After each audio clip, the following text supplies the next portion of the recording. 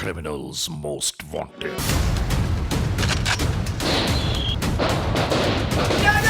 Criminals को हम चैन से बैठने नहीं देंगे। क्रिमिनल्स के खिलाफ हर मुमकिन कार्रवाई हम करेंगे। क्रिमिनल्स मोस्ट वांटेड में इस बार देखिए सीसीटीवी फुटेजेस पर नजर आने वाले जराइम पेशा नासिर का अहवाल आखिर क्या हुआ। यहाँ पे 3 डाकू जो है ना वो गुजरे लूट मार करते हुए। मेरा बच्चा उतरा मदरसे जाने के लिए, मोबाइल भी ले लिया और घर में लेकर चले गए। आखिर ये अहवाल क्या है? सुबह घर से निकलता तो फायरिंग, शाम को घर में घुसता है तो फायरिंग। और इसी तरह हमें भी चाहिए कि अपनी गन रखे और इनको शूट करें। ये सब और बहुत कुछ जानिए। हमने अपनी ड्यूटी देनी है सर, और आवाम के जान और माल की हिफाजत हमने करनी है।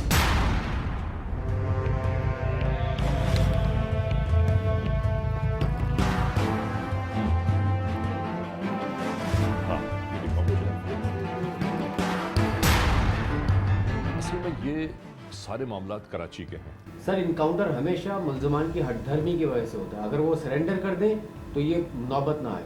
100% मैं यही कहना चाहता हूँ। सर, अगर मुल्ज़मान हंसा फेंक कर बाहर आ जाते तो ये सब नहीं होता।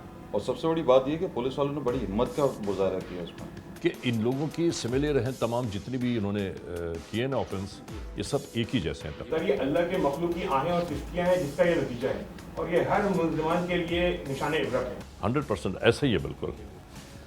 जुर्म की तारीख रविश पर दौड़ते हुए मुजरिमों की तलाश में क्रिमिनल्स मोस्ट वांटेड। कानून के निगहबानों और जराइम पेशा अफराद की कशमकश के दरमियान रिकॉर्ड किए हुए प्रोग्राम क्रिमिनल्स मोस्ट वांटेड। नाजरीन, क्रिमिनल्स मोस्ट वांटेड के हर एपिसोड में हम हमेशा यही तो कहते हैं कि हम इंसाफ और कानून की बालादस्ती चाहते हैं और सरकूबी चाहते हैं उन मुल्क दुश्मन अनासिर की कि कानून जिनके लिए महज एक मजाक बनकर रह गया है। इंसाफ और कानून की यही सरबलंदी हमारे इस प्रोग्राम का मरकजी ख्याल है कि जिसका नाम है क्रिमिनल्स मोस्ट वांटेड। तो आइए, हमेशा ही की तरह सबसे पहले हम आप सबको ले जा रहे हैं अपने क्राइम स्टेटमेंट बोर्ड की जानिब कि जहां आप देखते हैं कि इस हफ्ते पूरे मुल्क में सरजद होने वाले जराइम की आदाद और शुमार क्या रहे। सिटीजन पुलिस लजान कमेटी यानी सीपीएलसी और हमारी यकजा की गई तफसीलात के नाते इस हफ्ते पूरे मुल्क में सरजद होने वाले जराइम की आदाद और शुमार।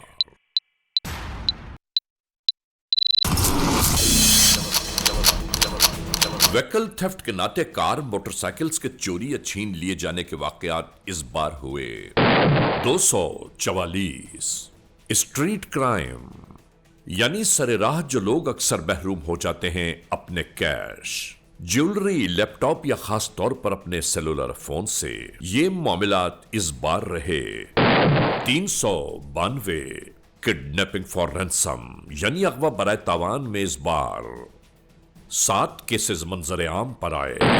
चोरी, डिक्वैटी या रॉबरी में लिखे गए जराइम पूरे मुल्क से यकजा किए जाने वाले आदाद और शुमार के नाते ये मामलात रहे 2721। आपने देखा, सिटीजन पुलिस लजान कमेटी यानी सीपीएलसी और हमारी यकजा की गई तफसीलात के नाते इस हफ्ते पूरे मुल्क में सरजद होने वाले जराइम की आदाद और शुमार क्या रहे। और अब हम आप तमाम दोस्तों को ले जा रहे हैं उस मोड़ की जानिब कि जहां हम आपके लिए लेकर आते हैं नई केस फाइल। नाज़रीन, क्रिमिनल्स मोस्ट वांटेड के इस एपिसोड में आज हम आप तमाम दोस्तों की तवज्जो चाहते हैं चंद ही यौम पेशतर कराची में होने वाली एक ऐसी वारदात की जानिब के जो निगाह ज़द खास आम हो गई सोशल मीडिया के नाते। और फिर हालात, वाक़यात, मुहर्रिकात क्या थे, वो कौन से जराइम पेशा नासिर थे कि जो असलहा लहराते हुए दिन दिहाड़े दनदनाते हुए एक घर में जा पहुँचे। असल में हम इन जराइम पेशा नासिर का मुकम्मल अहवाल आज के इस एपिसोड में आप तक पहुंचाना चाहते हैं। हम दिखाना चाहते हैं कि जुर्म की इस रविश पर दौड़ने वालों का अंजाम आखिर क्या होता है। शुरू करते हैं आज के जुर्म की दास्तान।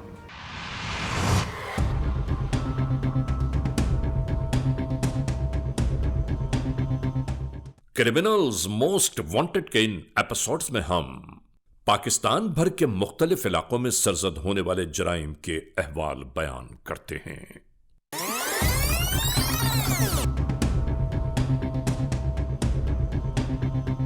इन्हीं प्रोग्रामों में हम आपको आगाह करते हैं कि खुदा न खास्ता अगर होने वाली किसी भी जुर्म की कार्रवाई के जद में कोई आ जाए तो उसे क्या तरीक़ेकार इख्तियार करना चाहिए। बल्कि नाजरीन, आप यूं जानिए कि मुल्क के कोने कोने, गांव गांव, शहर शहर, कूचा कूचा, करिया करिया होने वाले जराइम पर हमेशा हमारी निगाहें मरकूज रहती हैं। याद रखने की बात है कि ARY न्यूज हमेशा ही अपने नाजरीन को बाखबर रखता है असल हकायक से, और यही सहाफती सच्चाई और ईमानदारी हमारे टेलीविजन चैनल का तुर्रे इम्तियाज है।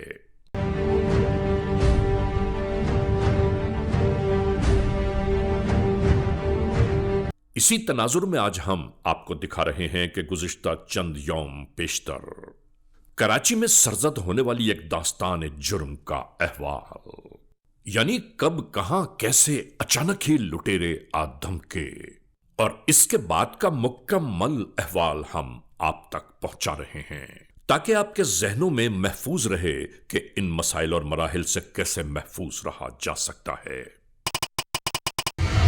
22 अक्टूबर 2019 रिजविया पुलिस स्टेशन की हुदूद, जिला सेंट्रल कराची। FIR number 316, 317, 318/19। ताजीरात पाकिस्तान बजुर्म जेर दफा 392, 353, 324, 186/34 और 788 के तहत ये तहरीर ज़ाबिता कानून में लाई गई। ये निश्तर कॉलोनी का इलाका रिजविया पुलिस स्टेशन की हुदूद में वाक़े है। यहां इसी इलाके में वक़ू पज़ीर होने वाले जुर्म के पसे पर्दा कौन से अवामिल कार फरमा हैं, वो मुल्ज़मान कौन हैं कि जो कराची के इस इलाके में दिन दिहाड़े दनाते हुए आ पहुंचे।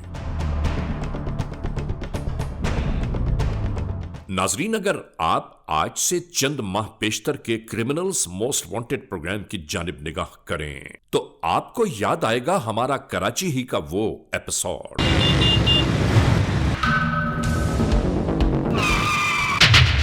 क्रिमिनल्स मोस्ट वांटेड में इस बार देखिए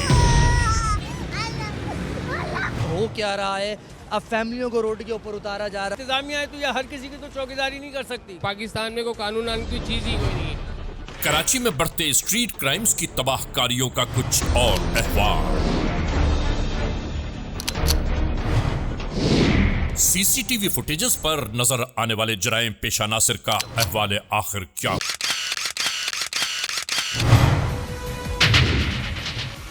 ये सब और बहुत कुछ जानिए। यानी सोशल मीडिया पर बेइंतहा देखी जाने वाली वो वीडियो जिसने कराची वालों को हैरान और परेशान कर दिया था कि दिन दिहाड़े कराची ही के इलाके पाक कॉलोनी के भरे बाजार में असलहा लहराते हुए ये मुल्ज़िमान साफ देखे जा सकते हैं। और उस वक्त कानून के एहलकारों ने इन जराइम पेशा नासिर को किस तरह गिरफ्तार किया।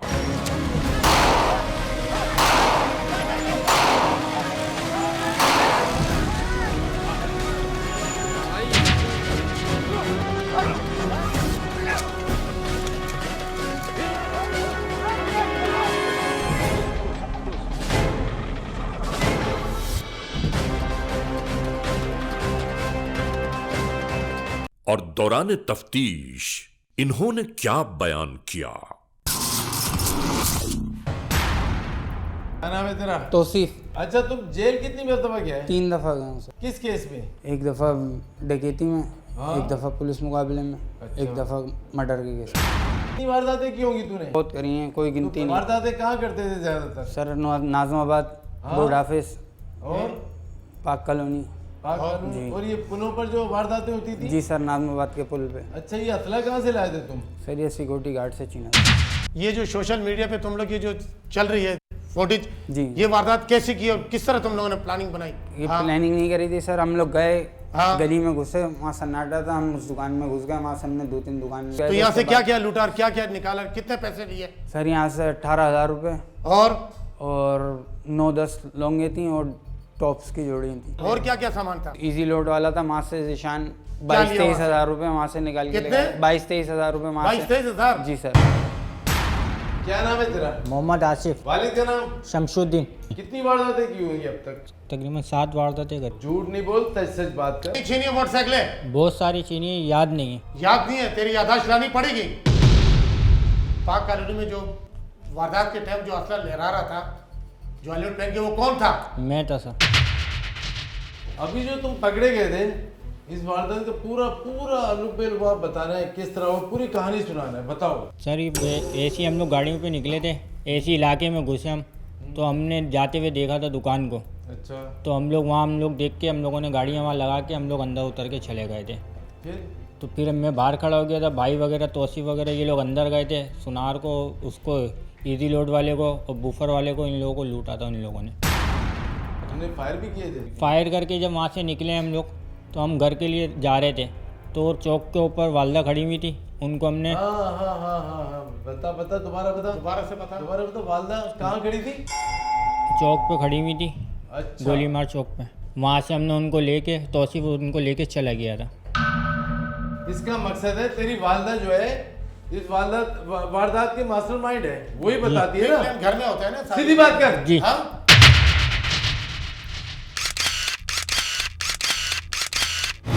याद रहे कि गिरफ्तार होने वाले ये तीनों मुल्जिमान सगे भाई हैं। इसके बाद इनके जराइम की पूरी फहरिस्त के साथ जेल भेज दिया गया। यूं वक्त गुजरता चला गया। 2018 के बाद जब कैलेंडर 2019 बयान करने लगा, इसी दौरानिया में तकरीबन 18 माह कराची की जेल में गुजारने के बाद माह अक्टूबर 2019 को ये तीनों जराइम पेशा नासिर जेल से रिहा कर दिए गए और इसके बाद आ गई वो तारीख, यानी 22 अक्टूबर 2019, यानी रिजविया पुलिस स्टेशन के इलाके में मौजूद ये है निश्तर कॉलोनी, पीतल वाली गली से मुल्हिक। यहां सब कुछ चैन और सुकून से बीत रहा था कि अचानक ही ये सब शुरू हो गया।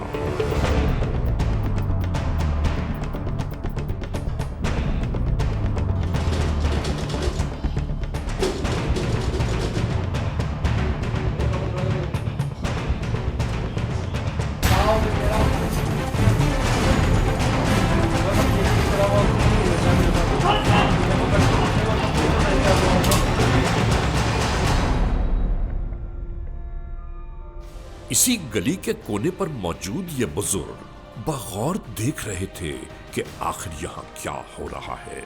और फिर यकीनन हमारे क्रिमिनल्स मोस्ट वांटेड के हर प्रोग्राम में कहे जाने वाले अल्फाज इनके जहन में गर्दिश करने लगे होंगे कि अगर कोई जुर्म का वाकया होते हुए देखे तो फौरी तौर पर 115 को इत्तला दीजिए। और ये इत्तला देने लगे। और इसी दरमियान जराइम पेशा नासिर ने अपनी कार्रवाइयां शुरू कर दी। पुलिस कंट्रोल 15 पर जैसे ही इस वारदात की इत्तला पहुंची, फौरन ही मददगार रवाना होने लगे।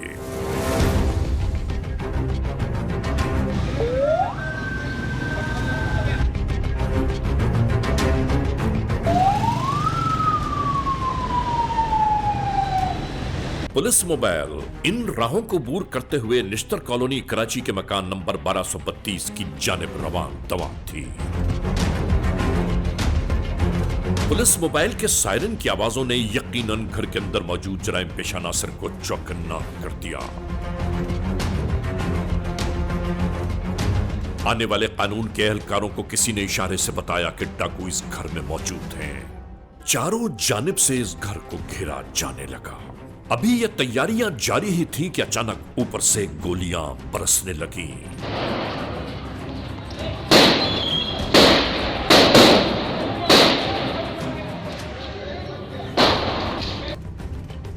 मार दूंगा। यहां नीचे से ये एहलकार चिल्लाकर पैगाम दे रहे थे, फायरिंग बंद करो, असलहा फेंक कर नीचे आ जाओ, तुम्हें कुछ नहीं कहा जाएगा।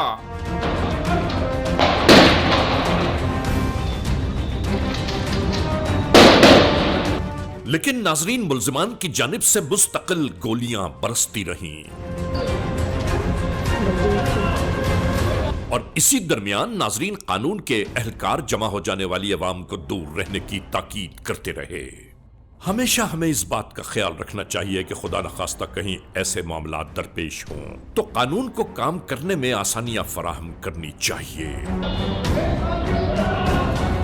और इसी दरमियान एक सनसनाती हुई गोली खालिद नामी पुलिस एहलकार के पांव में आ लगी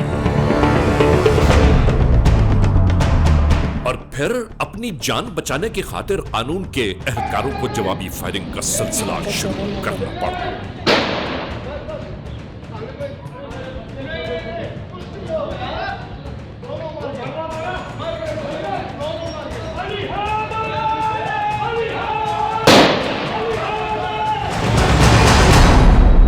इसी लम्हे गोलियां बरसाते फरार की राहें तलाश करने लगे ये मुल्जिमान। और फिर क्या हुआ अंदाजा तो कीजिए। इन गोलियों के तबादले के दरमियान ये जख्मी होकर ज़मीबोस हो गए। इस पूरे मुआरके को सैकड़ों अफराद हर जानिब से देख रहे थे और फिर अचानक ही साहिब खाना अंदर से दौड़ते हुए बरामद हुए। फौरी तौर पर कानून के एहलकार ये जानना चाहते थे कि अंदर और कितने जराइम पेशा नासिर मौजूद हैं।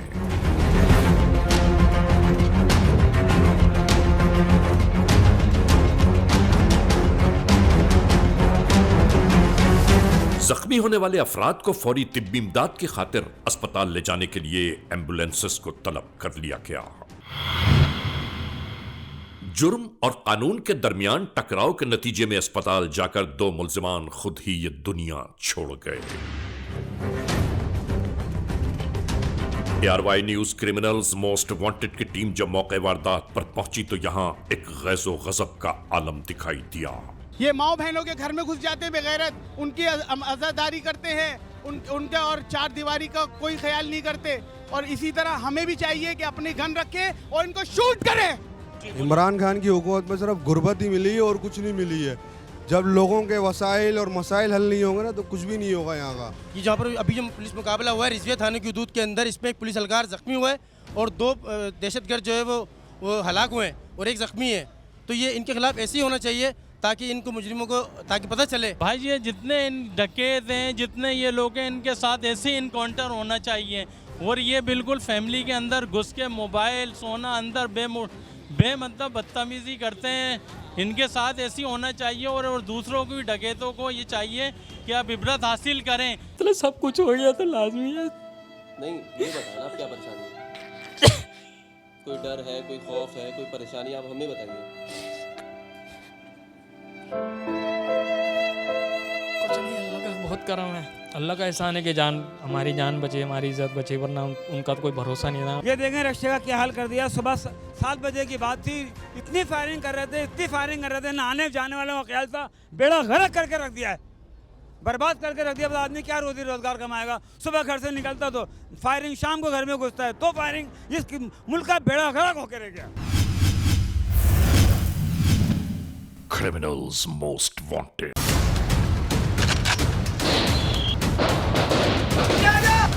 क्रिमिनल्स मोस्ट वांटेड के इस एपिसोड में आज हम आपको दिखा रहे हैं कराची के इलाके रिजविया पुलिस स्टेशन की हुदूद में जराइम पेशा नासिर की वहशत अंगेजियों का एक अहवाल।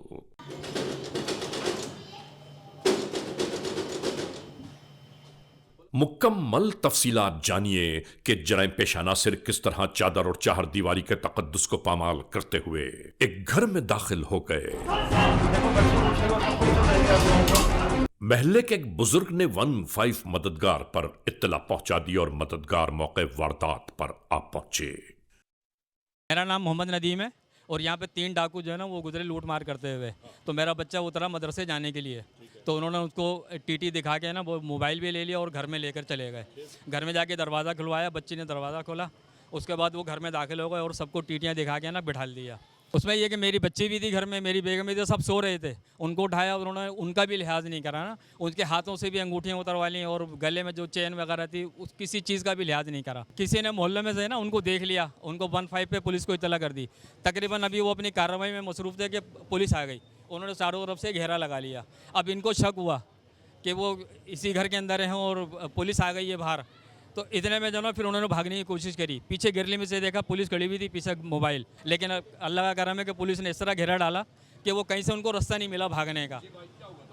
मेरा भाई सुबह ड्यूटी पे जा रहा था आर्मी के अंदर, मोहम्मद शरोज। वो जैसे ही नीचे उतरा गेट पे से बाइक निकालने लगा तो आते ही उसके पिस्टल रख के ऊपर ले गए। ऊपर ले जाने के बाद उसको मारा, आँख सुझा दी, उसका मुँह वो सब लाल कर दिया उसका मारते मारते। फिर बोलना कि गेट खुलवाओ, अपने घर लेके चलो, डकैती मारनी है हमें, हम वारदात करने आए। पुलिस ने बहुत अच्छा किया और ऐसा ही करना चाहिए, पुलिस हमारी बहुत अच्छी है। घर पर लेकर आए तो बहन ने दरवाज़ा खोला, उसके बाद उन्हें अपनी कार्रवाई में मसरूफ़ हो गए वो, और खूब लूटामारी की। हम एक बार फिर आप तक ये पैगाम पहुंचा दें कि दो मुल्जिमान यानी दो सगे भाई मौत के शिकंजे से न बच पाए और तीसरे भाई को फौरी तिब्बी इमदाद के बाद बचा लिया गया। याद रहे कि कानून की किताबों में ये तीनों सैकड़ों वारदातों के मूजिब हैं। हमारे काम तो ऐसे नहीं है कि तुम्हें इज्जत दी जाए, बिठाया जाए कुर्सी पे, मगर तुम जख्मी हो, हम में इंसानियत है, तुम में इंसानियत नहीं है। बैठो, नाम बता अपना। राकिब सर। कितने भाई हो तुम? 5 भाई हैं सर। 5 डकैती करते हो? नहीं सर। फिर? 3 भाई करते थे सर। क्या करते थे वो तुम्हारे साथ? वारदात करते थे सर। कौन कौन सी वारदातें तुमने की है? रोड मास्टरी करते थे सर, मोबाइल वगैरह छीनते थे। Road mastery? जी सर। तो क्या होता है बता। सर रोड पे चलते हुए बाइक वालों को रोक के मोबाइल वोबाइल छीनना, पैसे से छीनना उनसे। अभी तो जो बंद हुआ था उसमें क्या हुआ था? सर पाक कॉलोनी थाने से बंद हुए थे, सुनार की दुकान लूटी थी सर, और एक मोबाइल की दुकान थी, एक दूध की दुकान थी सर। पाक कॉलोनी वाले थाने की वारदातों में किस तरह पकड़े गए थे? सोशल मीडिया पे वीडियो चल गई थी हमारी सर। फिर भी तो ये अकल नहीं आई है, हैं? कितनी सजा हुई थी? सर 16 महीने काटे थे। तीनों भाई बंद हुए थे? जी सर। और 16 महीने में कोई सबक हासिल नहीं किया? बता ये कैसे वाकई मारे गए तुम्हारे भाई दोनों? सर हम लोग बाइक पे जा रहे थे, एक बाइक 70 थी, एक 125 थी सर। मैं और आसिफ 125 पे थे और जो तौसीफ भाई था वो 70 पे था। उसने रोक के बंदा एक गाड़ी पे स्टार्ट कर रहा था गाड़ी, उसको लेके वो घर में चले गया था सर। पीछे से हम लोग भी चले गए थे घर में उस सर। क्या लूटा था वहाँ से? सर मेरे को कमरे के पास खड़ा करा था तौसीफ भाई ने पिस्टल दे के, मैं कमरे के पास खड़ा होता, सब एक जगह बैठे हुए थे। आसिफ और तौसीफ ये काले कलर का बैग था, उसके अंदर चीज़ें डाल रहे थे। जो पकड़ा जाता है वो कहता है मैं तो बाहर था। नहीं सर मैं कमरे में खड़ा था, ये नहीं बोल रहा कि मैं बाहर था, मैं कमरे में खड़ा था, बंदे बैठे हुए थे वहाँ पे खड़ा। घर के अंदर कौन कौन दाखिल था? सर 2 उनके बेटे थे और एक बेटी थी, 2 लेडीज़ थी, 2 लड़के थे, एक उनका वालिद साहब। तुमने क्या किया जब घर में घुस गए? कमरों में घुस के, बोर्ची खाने में घुस के, इन्होंने काले कलर का एक बैग टांगा हुआ था, उसके अंदर सब चीज़ें। क्या चीज़ें, क्या सामान लूटा? सर वो निकाल लेते और बैग के अंदर डाल लेते। मैंने नहीं। बैग वो किसके पास है अभी? बैग सर वो हम लोग जैसी गेट से उतरे थे, जैसी गेट खोले हम पहला फायर तौसीफ भाई ने करा है तो मुकाबला हुआ है, वो बैग वगैरह सब वहीं गिर गया था सर। गिर गया था? तू तो फायरिंग कर रहा था, जैसे घर से निकले हम लोग पहुंचे तो तुम लोगों ने फायरिंग की ना हमारे ऊपर, और नायने में पिस्टल तेरे हाथ में था, तुमने फायरिंग करी। फायरिंग करने के बाद उससे हमारा जवान एक जख्मी हुआ था जिसको टांग में गोली लगी थी, अगर थोड़ी ऊपर लगती तो वो तो फोत हो जाता बेचारा। आज तो सीधी सीधी बात बता दे मुझे, कितने घरों में आप लोग घुसे हो? याद नहीं है सर। अब तो आ गए हैं सामने, सारी बात खुल गई है ना सर। मालूम होता बिल्कुल बताता सर। कितना कमाए पैसे पहली बार था तुम्हें? मालूम नहीं है सर। पैसे किसको देते थे लूट के? तौसीफ लेता था सर, तौसीफ के पास होते थे। कितने भाई मारे गए? 2 सर। क्या नाम थे उनके? एक का नाम आसिफ था और एक का तौसीफ सर। अगर तू भी मारा जाता तो? आज गोली नीचे लगी टांग पे, कल तेरे सीने में भी लग सकती है। जी सर। असला हाथ में होता है तो बहुत बड़े बदमाश बने होते हो। तुम लोग क्या समझ रहे थे कि फिल्म बना रहे हैं? तूने फायरिंग करी, हमारे पुलिस के जवान जख्मी हुआ, अगर उसको कुछ हो जाता फिर? सर इन लोगों ने स्टैंड फायर मेरे ऊपर डायरेक्ट मारा था, अल्लाह ने मुझे बचाया। हमने वर्दियाँ क्यों पहनी? आवाम के खिदमत के लिए पहनी हुई है। जी सर। अगर मर भी जाते हैं तब हम शहीद होते हैं, आवाम की खिदमत खातर शहीद हो जाते हैं। हमारे जो मारे गए वो जहन्नम में भी गए, तो पता है उनकी कैसे मौत हुई। इसी ARY के प्रोग्राम तुमने बोला था तो भाई ये वारदात मैंने की है, दोबारा जेल से आऊँगा, मैं नहीं करूँगा वारदात। तुमने दोबारा वारदात करी ना सर 2013 से सर। तुमने मोटरसाइकिलें भी तो छीनी है ना? जी सर। हाँ तो वो कितनी होंगी अब तक? सर 2-3 छीनी। सीधा सीधा बात पे कर। सर 2013 की बात है, मेरे को इस जुर्म में मेरे भाई ने लगाया। अबे तुम्हें अपने माँ बाप का ख्याल नहीं है? जो 2 तेरे जवान भाई मारे गए उन पे क्या गुजरेगी अब? जी सर। और तुम्हारे वारदातों के इलाके कौन कौन से हैं बता? सर नाजोबाद है, गोलीमार है, रसबेला है और ये लालू खेत है सर, और ये जौहर में गुलशन इकबाल, शार फैसल वगैरह, ये सारी जगह है सर। अच्छा डॉन हैं? डॉन हो तुम? सर आइंदा नहीं होगा, माजरत जोड़ लो सर, आइंदा नहीं होगा सर। अब तो ये एहसास हो रहा है? अब तू अपने जैसे मुलजमान के बारे में क्या कहना चाहता है वो बता सामने देखिए कैमरे में। मेरे जैसे मुजरिम जो भाई हैं वो ये काम छोड़ दें, मेरा और मेरे भाइयों को हुआ। अरे बत्ता किस किस से उठाया तूने? मारवाल वाले से उठाया था सर। उसमें भी तेरे भाई शरीफ थे जो फोत हो गए? नहीं, उसमें था अपना एक उमेर मेवा खान था, एक वसीम तरतरी था और एक मैं था सर। अभी कहाँ हैं वो लोग? वो सर वो दोनों मारे गए, रेंजर्स मुकाबले में मारे गए। मंशात फरोश थे सर। बड़े आसानी से बोल दिया 2 लाख रुपए हैं? इस पूरी दौरान इंटरोगेशंस एक बात इंतहाई काबिल गौर है कि जिसके 2 भाई उसकी निगाहों के सामने मौत की तस्वीर बन गए, उसकी आंखों में एक आंसू तक ना आया। यही शकीउल कल्बी की इंतहा है। ले जाओ इसको। Yes sir.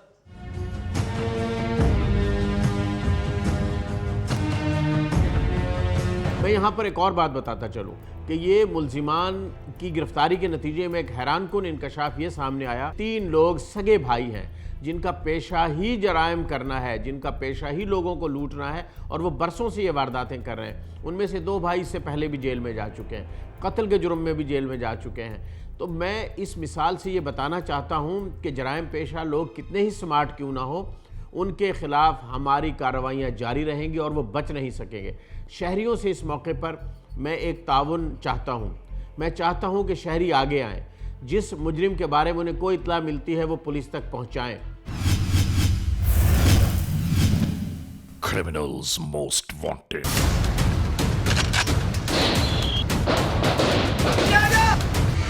इस मोड़ पर हम ये जरूर कहना चाहते हैं कि खुदा न खास्ता जिनके साथ ऐसे मसाइल रूनुमा हो जाएं, उनके ज़हन व क़ल्ब से ये मामलात एक अरसे तक महफ नहीं होते। ऐसे में अहले महल्ला और ख़ास तौर से अपनों को ये ज़रूर चाहिए कि उन लोगों की दिलजोई ज़रूर करें कि जो परेशानियों का शिकार हैं। याद रखिए, वक्त है गुजर जाएगा। नाजरीन, जब हमारी टीम अहले खाना से होने वाले वक़्वे के बारे में मालूमात हासिल करने लगी तो इन्होंने बताया, जैसे पैसे वैसे बच्ची के जो थे जमा और बेटे के थे उनके ले गए थे। बच्ची ने जैसे जमा कर रही थी ना, जमा कर देती थी, ला के उसमें डाल देती थी, तो वो भी ले गए थे। और बेटे ने जो रखे थे वो घर में गुल्लक में थे, तो वो गुल्लक भी तोड़ दिया उन्होंने, काट दिया, काट के निकाले। वो सिक्के बल के सीढ़ी पे गिरते हुए भी गए थे थोड़े। यहाँ हर चेहरा खौफ और अंदेशों में दिखाई दिया। मैंने किस वक्त का वाकया है बताओ? मेरा अलार्म बजा था 7:15 बजे, तो मैं अलार्म ऑफ करके लेटी ही थी। मैंने कहा अभी उठती हूँ। इतने में एक दफ़ा गेट बजा, मैं नहीं उठी। दूसरी दफ़ा बजा, मैंने पलट कर देखा।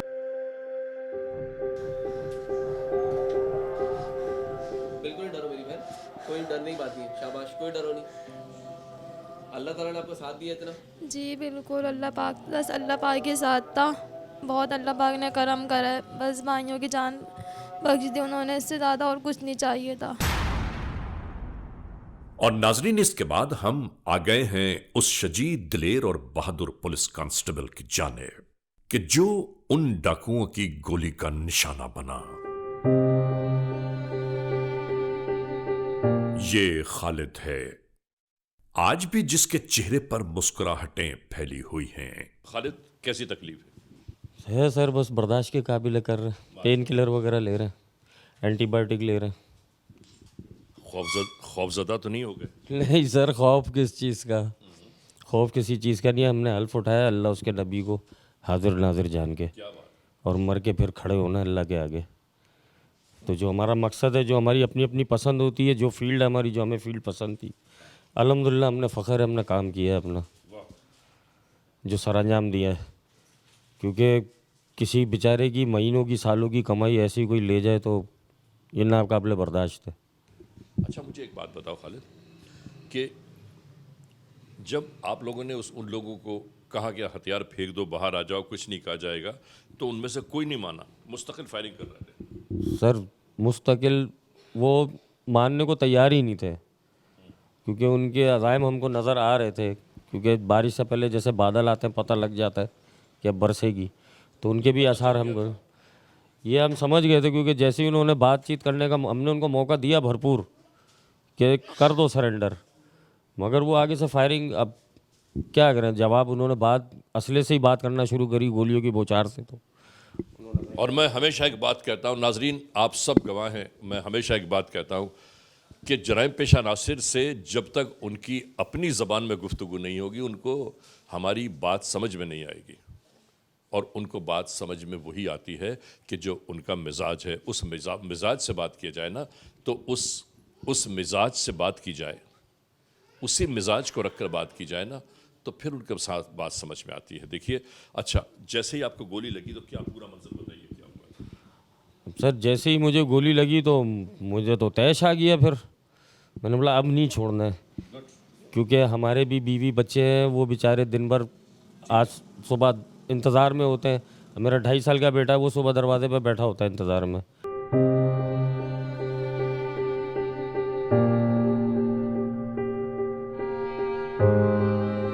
अपनी नौकरी करी। नाजरीन, हम इस लम्हे, इस मोड़ पर एक बात आप सबको याद दिलाते चलें कि हज़रत अली करमल्ला वजहू का एक कौल है कि मौत ज़िंदगी की हिफाजत करती है, और अगर उनका कौल दिल में बिठा लिया जाए तो फिर मौत का कोई डर होना नहीं चाहिए। इसलिए कि मौत मोमिन की मेराज है, और परवरदिगार आलम सबको ज़िंदगी दे, खुशियाँ दे, कामयाबियाँ दे, कामरानियाँ दे। और हमारा जो ये खालिद है, ये पुलिस कांस्टेबल खालिद, कि जिन्होंने दूसरों की, अल्लाह की मखलूक की हिफाजत करते हुए, मुल्क के लोगों की हिफाजत करते हुए गोली खाई है, और माशाल्लाह इनका हौसला बुलंद है। और मैं इस वक्त दुनिया के जितने भी लोग टेलीविज़न देख रहे हैं, मैं उन सब से ये कहना चाहता हूँ कि खालिद की सेहत के लिए दुआ कीजिए, और खालिद को मोहब्बतों का पैगाम ज़रूर भेजिए। मुझे पता ही नहीं चला, जब ये घर आए हैं तो मैंने इनको देखा। उस वक्त तक मैं, मतलब इन्होंने जो वो ट्राउज़र पहना हुआ था, ये सिर्फ लंगड़ा कर चल रहे थे, लाइक मैं ये समझी एक्सीडेंट हुआ है। और जब मैंने इनके कपड़े वगैरह चेंज कराए, तब इन्होंने मुझे बताया कि मुझे गोली लगी है। तो मैं बिल्कुल शॉक हो गई। 2 मिनट के लिए मुझे समझ में नहीं आया, क्योंकि ये सारा दिन मुझसे बात कर रहे थे। और सम टाइम ऐसा होता है कि पुलिस वाले नाइट नौकरी के बाद सुबह में कोर्ट जाते हैं, तो ये मुझसे कह रहे थे मैं कोर्ट में हूँ, थोड़े प्रॉब्लम में हूँ, लाइक मुझे थोड़ा टाइम लग जाएगा।